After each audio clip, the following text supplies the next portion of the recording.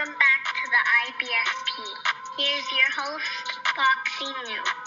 Canelo Alvarez still beats Jaime Munguia. And look, let's break it down honestly and objectively as possible. And Jaime Munguia came off a tremendous knockout win over John Ryder.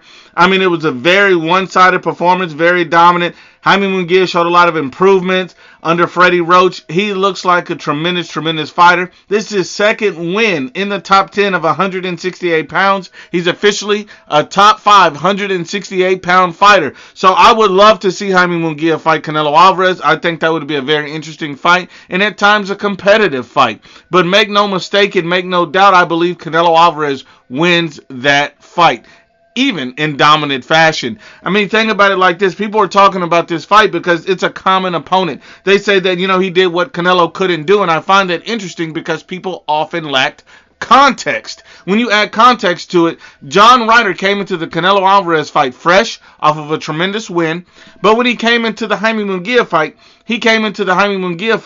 off a severe beating by Canelo Alvarez. The man was dropped twice in the fight, but he also had a broken nose in the fight, so he had to recover from a broken nose. You also see that when Canelo came into the John Ryder fight, he was recovering from a hand surgery. So there was a lot of context that needs to be added to this, and yet Canelo Alvarez still dominated this guy.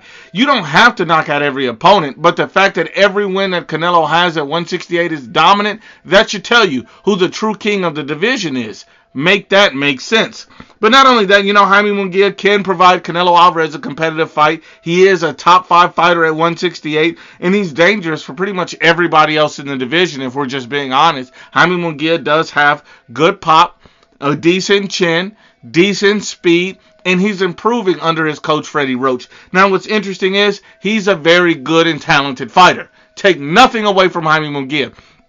But Canelo Alvarez, on the other hand, is a great fighter. He does different things that Munguia simply can't do. Canelo Alvarez is an elite counterpuncher. Canelo Alvarez also has elite power. Canelo Alvarez has excellent head movement and defense, things that Jaime Munguia simply does not have. Even with improvements, he does not have those abilities. Canelo Alvarez also has a massive experience and also has the ability to set traps, simply things that Jaime Munguia does not have the boxing IQ to do. Canelo Alvarez still beats Jaime Munguia in dominant fashion.